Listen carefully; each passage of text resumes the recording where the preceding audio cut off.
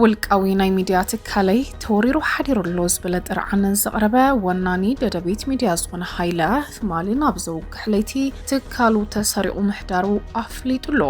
قدامنا نجسو زعبايو نحدش أمرارح بورد تأمر زأجد والصنم تومس أجدو عصرت سلسته والكسبات كاب عصرت سلسته تحساس جميرو بزي حقاوي قبائي تأمت ناز تركبهم حلافنا تدعيمهم بسم تأمت زخونة سرح كي يسرحو تأكيدكم زبل دبدابيد ما بتحيو مالو اتدبدابيون ناب أب منبر حدش بورد تأمت دكتور أبراهام تخصة يتطلعون تحركين دكتور دبرتون قبر ميكايلون تلاي خلو زرزر حابريت هلنا تقراي مرحقا بعلاك تمرت على اللوازبل الزربة نبر العلوي جنرال ساموراينوس وعلنان بعلنا كن ما حدرينا قبل تسمع له أبكل الجامبيلا بستفترة قونسين زحلفو سلسته سمونات هبيلو تعطين زت عن حبيات صحفتات نابنو برور كملس توسين له زسعيب ما بتختمازنا برزي مرقق عون دهسيسنا لنا أب كينيا كابز السرو زي حقاوان سدتنياتات تومز بزحو إثيوبياوان مخانوم تفليتو هتسود صاويت حزباويان حرنا تقراي بزملكاتون دهسيسنا لنا سومالي لاند فلسطيماوان مسفارن وتدرو معسكرات إسرائيل مقام اللوازبل كس سوماليا دما نتيجاتولا سلام كما يتصنحو تخاتاتلتن فتوتن رارا ميديا واناون موياون ميزاناون تحسوتات زعلت بتوم كند غندي ارئستاتهم فليمنا يولنا شانالنا لايك شير سابسكرايب بمكبر صدرا رارا يخونون ابتوم نلوم على حازنا يوم واناوي حابريتاتات كنسقرم والقاوي ناي ميديا تكالي توريرو حديرو زبل طرعان زقربه ونان تكال ددبيت ميديا زونه هايلم تمالنا بزوق حليتي تكالو تسريعو محدارو يعلاو غيرو كابز حلفو اوارح جميرو بمرقصتاتو تقاموتات كغطمو زصن حونا نتكال ددبيت ميديا زونه هايلم اب تግራይ ከተማ መቀለ اب زركب تكالو تسريعو كم زحدر يوافليطو من سريعو ንምንታይ ተሰሪዑ ዝብል بግልጽ ዝተፈልጠ ነገር ዘይለኳት ሆነ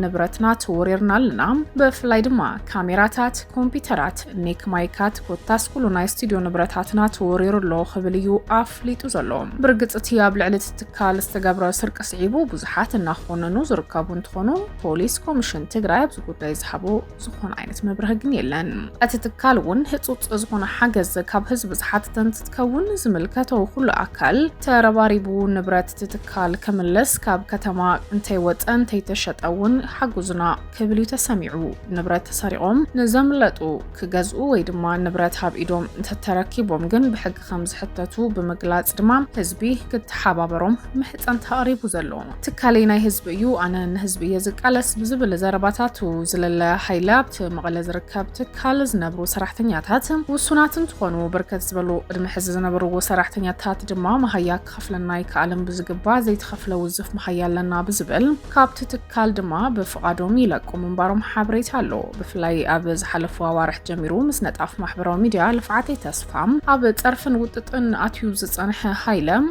قالو نحرس تملؤنا عبታት ከተአናግዱን ጸኒሑ ህወሓት በትገብሮ ዘላ ጽምዶ ዝብል ረክብ ምስ ሻዕብያ ብዝግበር ዘሎ መንቀሳቀስ ድማ ልዑል ድጋፍን ሽፋንን ከብውን ዝጸንሐ ምዃኑ ይርሳን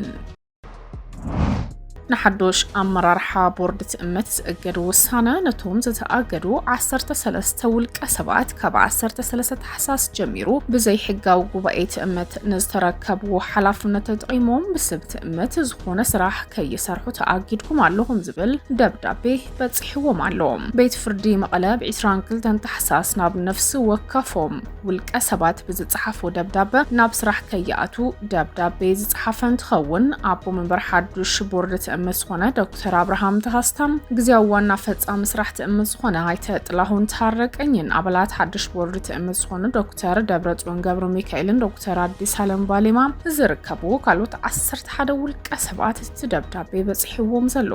ሰበር ጠላላ ቤት ፍርድ ፌደራል ብዝወሰኖ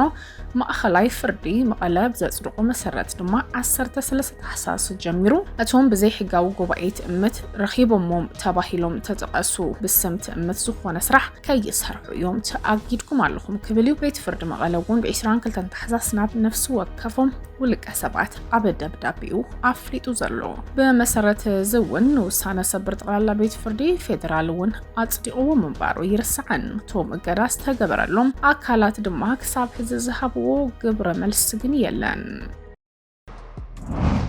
ትግራይ መራሒኣ ባዕላ ክትመርጽ ኣለዋ ዝብል ዘረባ ነበር ላዕለዋይ ጀነራል ሳሞራ የኑስ ባዕልና ንባዕልና ክንመሓደር ምባሉ ቀጺሉ ካብቶም ኣብዚ ሰሙን እዚ ንመሪሕነት ትግራይ ኣብ ሚድያታት ኣብ ምቅዋም ልዑል ምንቅስቃስ ዘርእዩ ዘለው ነበር መራርሓ ሓደ ዝኾነ ጀነራል ሳሞራ የኑስ ህዝቢ ትግራይ ብዝመረጾ መንግስቲ ክመሓደር መረጻ ኣብ እዋኑ ክገብር ኣለዎ ክብላት ተሓሳሲቡ ኣብ ትግራይ መረጻ ኣይካይድን ክካይድ እዩ ዝብል ውጥጥ ኣብ ዝቐጸለሉ ሰዓት ኣብ ኣዲስ ኣበባ ዝተሰፈሮም ዝገበሩ ብዛዕባ ትግራይ ይምልከተና እዩ ዝብሉ ኣካላት ነቲ መሪሕነት ክቃወሙ ይረኣዩ መረጻ ሕገ መንግስቲ መሰል ህዝቢ ከም ዝኾነ ብምግላጽ እዚ እንተዘይተገይሩለይ መረጻ የለን ምባል ግን ድማ ፀረ ሕገ መንግስትን ዘይፍትሓውን እዩ ዝበለ ጀነራል ሳሞራ የኑስ ኣብ ትግራይ ዘሎ ግዜኦም ምሕዳር እውን ህዝቢ ትግራይ ዝመረጾ ንክመሓደር ክሰርሕ ከም ዘለዎ ድማ ኣፍሊጡ ዘሎ ኣብ ትግራይ ዝመርሕ ዘሎ ግዜኦም ምሕዳር ኮነ መሪሕነት ህወሓት መረጻ ንክካይድ ክፈቅድ ኣለዎ ክብል ዝተዛረበት ጀነራል ኣብ ትግራይ ዘሎ ፖለቲከኛታት መረጻ ከም ሓደ መደራደር ጌርካ ናይ ምውሳድ ዝንባለታት ከም ዘሎ ብምሕባር ድማ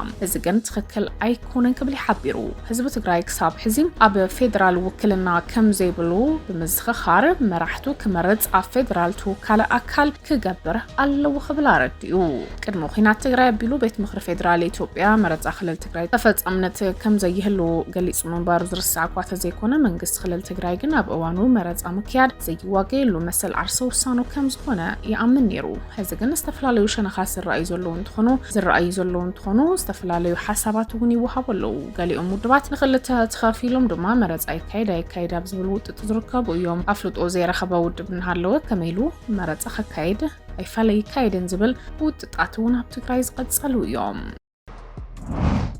ኣብ ክልል ጋምቤላ ዝተፈጠረ ጎንፂን ዝሓለፉ 3 ሰሙናት ዓጺን ዝጸንሐ ኣብያተ ጽሕፈት ዞባ ናብ ስራሕ ንምምላስ ብጥብቂ ክከታተላ መጠንቀቕታ ተዋሂብወን ኣብ ሓደጋ ጸጥታ ዝርከቡ ከባቢታት ድማ ህጹጽ ሓልዋ ክግበረለን ሰራሕተኛታት ብዘይፍርሒ ከኣቱን ክወጹን ድማ ተኣዚዙ ዘሎ መንግስታዊ ግልጋሎት ልምዓት ዓቕሚ ሰብን ክልል ጋምቤላ ነዚ መጠንቀቕታ ድማ ናብ 53 ኣብያተ ጽሕፈት ትኽልል ደብዳቤ ልኢኹ ዘሎ ኣብ መወዳእታ ወርሒ ሕዳር ጀሚሮ ኣብ ዞባ ጋምቤላ ዝካየድ ዘሎ ጎንፂ ካብ ካልኣይ ሰሙን ወርሒ ታሕሳስ ጀሚሩ ተጋዲዱ ዘሎ በዚ ምክንያት ኣብያተ ጽሕፈት ትኽልል ኣብ ኣብያተ ትምህርትታት ንኣሳት 3 ሰሙን ተዓጺን ከም ዘለዋ እንትግለጽ ኣብቲ ከባቢ ዘሎ ጸጥታዊ ጸገሙን ኣብ ብዙሓት እውን አንሳሪሑ መንግስት ክልል ኣየኖት ኣብያተ ጽሕፈታት ናብ ስራሕ ከም ዝተመልሳ ሓበሬታ ዝእከብ ዘሎ እንትኸውን ካብ ቢሮ ልምዓት መንግስታዊ ግልጋሎት ዓቕሚ ሰብን ዝተለኣኸ ደብዳቤ ድማ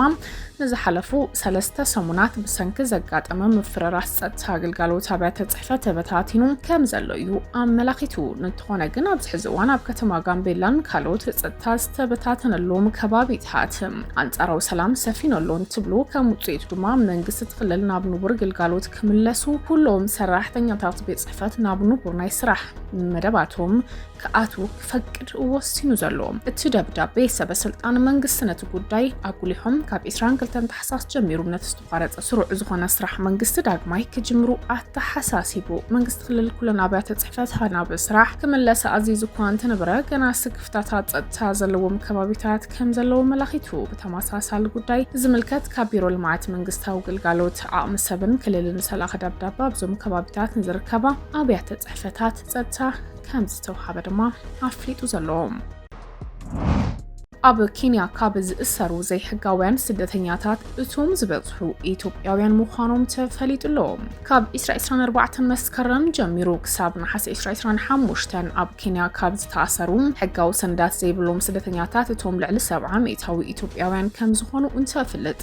እቶም ብሰንካብ ኢትዮጵያ ብፍላይ ድማ ኣብ ክልል ትግራይን ኣምሓራን ኦሮምያን ዘሎ ቀጻሊ ጎንፂ ዘይምርግጋዕ ብስግረዶብ ናብ ኬንያ ዝኣትዉ እሱራት ኢትዮጵያውያን ብቁጽሪ 670 ዝበጽሑ እዮም 70 300 ናይቶም ብድምር ኣብቲ እብረ ግዜ ኣብ ኬንያ ዝተኣስሩ 953 እሱራት ናይ ዝተፈላለዩ ሃገራት ዝሽፍኑ እዮም።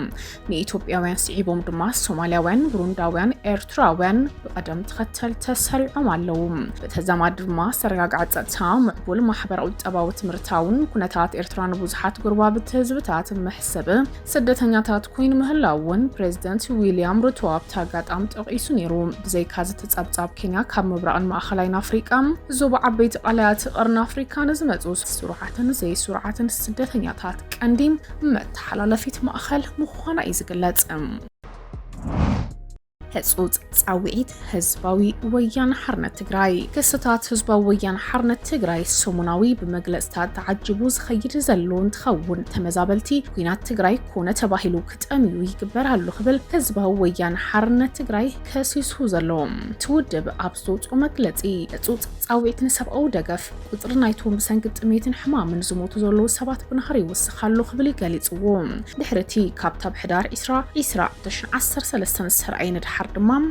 ኣብ 2018 መጠን ሞት ካብቲ እዋን ንጡፍ ኩናት ዝነበረሉ ብላዕሊ ብናህሩ ወሲኹ። ኮሚሽን ምሕደራ ስጋት ሓደጋ ኢትዮጵያ ረድኤት ከም ዝዕድል ዝገልጽ ግን ድማ ናይ ፕሮፓጋንዳ መግለጽታት እምበር ትርጉም ዘለዎ ሓገዝ ናብ ማእኸላት ተመዛበልቲ በፂሑ ኣይፈልጥን ክብል ይኮኒኑ ዘሎ። ኣብቲ ንክልተ ዓመታት ዝቐጸለ ኩናት ካብ መረበቶም ክፈናቐሉ ዝተገደዱ ብፍላይ ድማ ካብ ምዕራብ ትግራይ ሃዲሞም ዝወፁ ድሕሪ ኣብ ሕዳር 2022 ዝተፈረመ ስምምዕነት ቀዋሞም ቁራጽ ተጻብኦታት እውን ናብ ዓድታቶም ክምለሱ ይካሉን። ኣብ ሽረ፣ ዓድዋ፣ ዓብይ ዓዲ፣ ዓዲግራትን መቐለን ኣብ ዘለዉ ማዓስከራትን ዓመታት ኣብ ትሕቲ ሕማቕ ኩነታት ይነብሩ ከም ዘለዉ ትካል ግብረሰናይ ተሓለቕትን ክገልጹ ዝጸንሑ እንትኾኑ ሕወሓት ግን ተመዛበልቲ ዓጥቂቱ ሒዙ ክመልስ ኣይደለየን ከም ፖለቲካ መሳርሒ ይጥቀመሎም ኣሎ እናተባህለ ዝንቀፍ ዘሎ ሕወሓት ድማ ዝግበር ዘሎ ብጥሜት ክሞቱ ዝግበር ዘሎ ከይዲ ድማ ኮኒኑ ዘሎ ልዑል ቁጽሪ ዘለዎን ኣዴታት ህጻናት ይሞቱ ምህላዎም ጅምላዊ መቐዘፍቲ ፍጠረ ከም ዝኽእል ዘጠንቅቐ ሕወሓት ድማ እቲ ዝለኣኽ ሓገዝ ኣብ ዝግብኡ መዓላ ከም ዘይወዓለ ናይ ምርግጋጽ ሓላፍነት ከም ዘለዎ ዝገለጸ ኮሚሽን ኣብ ክፍተት ምህላው ከም ዝተዓዘበ ነዚ ክፍተት ምምላእ ሓላፍነት ከባቢያውን ክልላዊ ምምሕዳር ከም ዝኾነ መውቂቱ ኣብ ማእኸል ተመዛበልቲ ሕጻጽ ብፍላይ ብዙሓት ብጥሜት ከም ዝሞቱ ኣብ ድርኩት ሞት ከም ዝርከቡ ኣብ ሰናይ ተግባር ዝነጥፉ ቲክቶክራት ክሳብ ዘቃልዑ እዋን ብዛዕባ ዝክስታት ብግዞም ምሕዳር ትኽልል ይኹን ማዕኸናት ዜና ብትኽልል ብወግዒ የተዛረብሉ እዮም ጸኒሖም። ሰብ መዚ ፌደራል መንግስቲ ነቶም ኣብ ኣፋፍኖት ሞት ዝርከቡ ተመዛበልቲ ንምሕጋዝ ነተብ ውሽጥን ወፃእን ዘለዉ ዜጋታት ዘካይድዎ ዘለዉ ጎስጓስ ይዕንቅፍ ከም ዘሎ ሕወሓት ከሲሱ ዝርከብ ምግብን ማይን ቀረብን ሕክምናን ንዕንቅፋታት መንግስቲ ብምሕላፍ ብህጹጽ ናብ ተመዛበልቲ ክበጽሕ ማሕበረሰብ ዓለም ድፊት ክገብር ድማ ህዝባዊ ወያነ ሓርነት ትግራይ እውን ህጹጽ ጻውዒት ኣቕሪቡ ዘሎ። ሶማሊላንድ ንፍልስጤማውያን ንምስፋር ወታደራዊ ማዓስከራት እስራኤል ንምቋም መደብ ኣለዋ ዝብል ክሲ ፕሬዚደንት ሶማሊያ ንዝቀረበሉን ነጽጋቶላ ሚኒስተር ጉዳያት ወጻእ ሶማሊላንድ ካብ እስራኤል ዲፕሎማሲያዊ ፍልጡን መርከብ ንፍልስጤማውያን ከተሰፍርን ወታደራዊ ማዓስከራት እስራኤል ከተተኣናገድ ተስማሚዓ ዝብል ክስ ድማ ተነጺጉ ዘሎ ፕሬዚደንት ሶማል ሐሰን ሼክ መሐመድ ኣቀዲሙን አልጀዚራ ብዛዕባ ሓበሬታ ሶማሊላንድ ካብ እስራኤል ፍልጡን መርከብ ሰለስተ ቅድመ ሁነት ተስማሚዓ እንትብል ፍልስጤማውያን ካብ ግዛታ ክትቕምጥ ኣብ ገምገም ውሽመጥ ዓድን ወታደራዊ ማዓስከራትን እስራኤል ምፍቃድ ከምኡውን ኣባል ስምምዕነት አብርሃም ምዃኑ እዩ። ከም መልስ ናይዝ ድማ ሚኒስተር ጉዳያት ወጻኢ ሶማሊላንድ ኣብ ዝሃቦ መግለጺ ብሎ ምዕለት ነትክሲ ሓሶት ክብል ነጽግዎ መንግስቲ ሪፐብሊክ ሶማሊላንድ ነቲ ብፕሬዚደንት ሶማሊያ ዝቀረበ ናይ ሓሶት ክስታት ብትርኢ ነጽጉ ፍልስጤማውያን ንምስፋር ወይ ድማ ብሶማሊላንድ ወታደራዊ ማዓስከር ምቋም መደባሉ ድዩ ንዝብል እውን ኮኒኑ ፕሬዚደንት ሶማል ሐሰን ሼክ መሐመድ ንአልጀዚራ ኣብ ዝሃብ ሓበሬታ ሶማሊያ ድሮ ንእስራኤል ብመጠኑ ኣብ ሶማሊላንድ ሰርሕ ከም ዘላ ዘመልክት ሓበሬታ ኣለኒ እስራኤል ንሶማሊላንድ ኣፍልጦ መሃባ ብሕቡእ ዝካየድ ዝነበረ ዝምድናታት ወግዓዊ ምግባር ጥራሕዩ ይብል እቲ መራሒ ሶማል ድማ እስራኤል ንፍልስጤማውያን ብሓይሊ ናብ ሶማሊያ ከተመዛበለሉ ትፍትን ከም ዘላን እስራኤል ኣብቲ ከባቢ ምህላዋ ድማ ንሰላም ከም ዘይኮን እዩ ዝገልጽ ዘሎ እስራኤል ንግድን ቁጠባን ኣገደስቲ ዝኾኑ ስትራቴጂካዊ መስመራት ማይ ክትቆጻጸር ትጻር ከም ዘላ ዝድማ ቀይሕ ባሕሪ ወሽመጥ ፋርስን ወሽመጥ ዓድን ሓዊሱ ፕሬዚደንት ሶማል ሐሰን ሼክ መሐመድ እስራኤል ንሶማሊላንድ ዘይተጸበየቶ ዝገርም ኣፍልጦ መሃባ ኣብ ጋዛ ንዝርከቡ ፍልስጤማውያን ሳዕቤን ከልዎ ከም زخل دما تقليصو زلو تخاتلتن فتوتن channelنا نلوم علت حزنا يوم وانا وزعبان حبريتان زيوم كساب حزي كتكتاتلو مزتصنحكم يመስሉ ኒሮም ዕለታዊ ዋናውን ሙያውን ሚዛናውን ተስተውታት ራራ ሚዲያ ንምርካብ ቻናልና ላይክ ሼር ሰብስክራይብ በመግባር ቤተሰብ ሆኖ ሐሳቡን ርኢቱን አስፍሩ ራራ ሚዲያ ጥበብ ይመርሕ